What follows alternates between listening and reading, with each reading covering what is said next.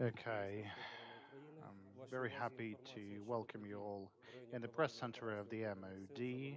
And here's the information on the current activities in the Joint Forces operation on the 16th of May. The situation so on the contact line was not changed. Most of the activity of the enemy took place later in the afternoon or the night.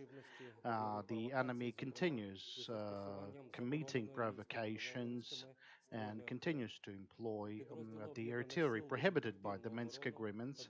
The joint forces continue to perform active defense and provide an adequate response in the vicinity of the settlement Novgorodsk as the result of the mortar fire on the part of the enemy militants and the administration of Russian Federation have damaged two of the buildings. Speaking on the Lugansk area, we've registered 16 shellings on the part of enemy. Most of that occurred in the vicinity of Zaitsevo and Zalizne. They were using mortars with the caliber 120 and 82 millimeters in the settlements in the vicinity of Zalizne, Zaitsevo, Novgorodske, Novozvanivka, Travnevoho, and Troitska. Overall, they've fired over 100 mortar mines of different calibers.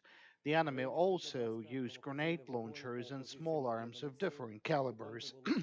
In the vicinity of Svitlodarsk, they've launched a provocative fire against the joint forces using the IFVs as well as the ordnance systems. Uh, in Donetsk, we've registered 29 shellings, mostly with the use of small arms, high caliber machine guns, and grenade launchers. The enemy was also active in the vicinity of Vodene, Verkhnyotoretske, Hnutove, Kamyanka, Krasnohorinka, Lebedinske, Marinka, Opetne, Pavlopil, Piskei, and Talakivka. Most of the enemy shellings, 8 times, were registered in the vicinity of Shirokina. In the same time, in the vicinity of Verkhnyotoretske, Talakivke, Piskiv, and Shirokina, the enemy was using mortars with the caliber 120 and 82 millimeters. They've fired over 20 mines against our forces, totally 45 enemy shellings.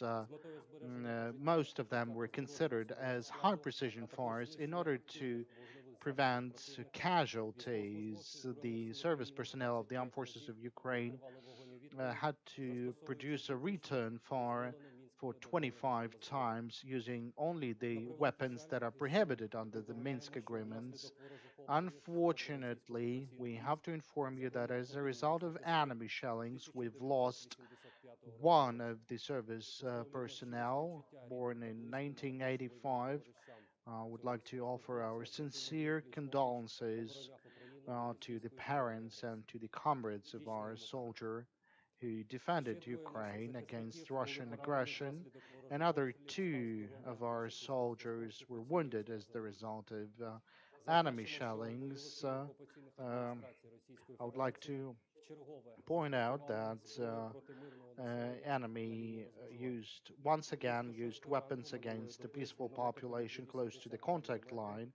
Around 6 a.m., they were using the mortar with the caliber of 82 millimeters against the settlements of Novgorodske. They've damaged two civilian buildings. Fortunately, no civilians were wounded. The enemy were firing from the settlement of Zalizna Balka. According to the information of the Press Center for Joint Forces, uh, a raid was conducted and as a result of this raid, our forces have captured 3 enemy mortars. These mortars are currently redeployed away from the contact line to produce further analysis. No casualties on the part of joint forces occurred.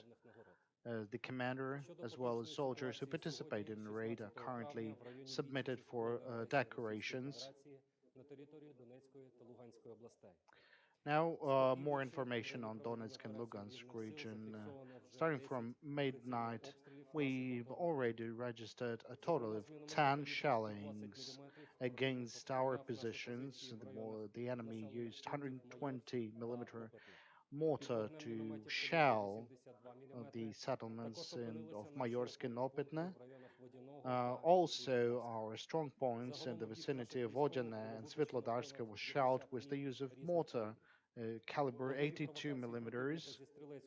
The enemy continued to use small arms of different calibers, grenade launchers, and IFVs in the vicinity of Stanitsa Luhanska and Luhansk area, as well as in the settlements of Vodene, Hnutove, Opitne, and Donetsk. The Joint Forces units perform active defense. In 4 cases, our soldiers had to open an adequate fire in response. As of 9 o'clock in the morning, there are no casualties among the soldiers.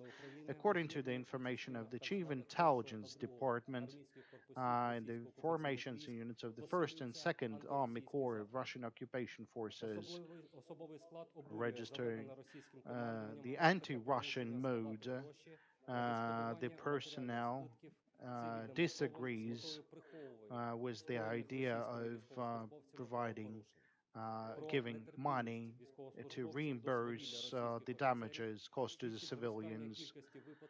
Uh, Also, we're registering significant cases where the soldiers voluntarily left their combat positions. Particularly, we have information of 6 soldiers who voluntarily left their positions from the 1st Army Corps, and another 11 soldiers did the same with regards to the 2nd Army Corps. Uh, Speaking on the other important news in the armed forces of Ukraine, uh, have conducted a total of 270 testings of military weapons and equipment. This was informed by the representative of the General Staff, Colonel Gusak, throughout 2014-2017. The armed forces of Ukraine have conducted over 270 testings.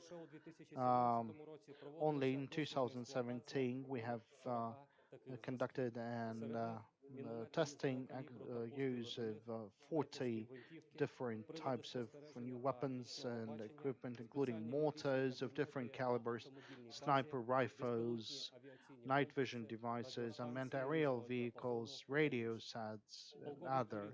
Colonel Gusak also mentioned that in 2018, this work continues and has a positive dynamics as of now. Our researchers are concentrating their efforts to develop highly effective weapons and equipment, including modern advanced telecommunication infrastructure, deterrence systems, unmanned aerial, and sea uh, vessels. It is also should be also mentioned that as part of the bilateral cooperation, uh, we've conducted military political consultations in London under the chairmanship of Anatoly Petrenko, the Deputy MOD. We've identified the priorities for our further cooperation, as well as we've agreed on the plan for bilateral cooperation. The National Defense University uh, welcomed the delegation of the Baltic Defense College under the chairmanship of Major General Andis Dilan. Uh, the guests have received information on the main tasks of and the structure of the MOD General Staff and the National Defense University, which is currently headed by the Lieutenant General Anatoly Serotenko. Special attention was given to the training of military experts of operational and strategic level, then specifics of educational curriculum uh, based on the experience of the units of the armed forces of Ukraine in the anti-terrorist operation, the operation of joint forces. Both parties have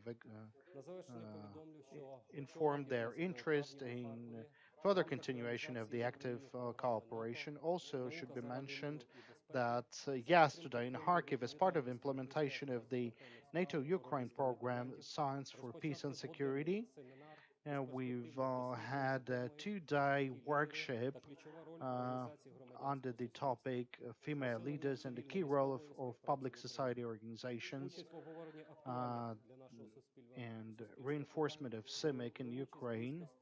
A total of 100 people participated in the discussions.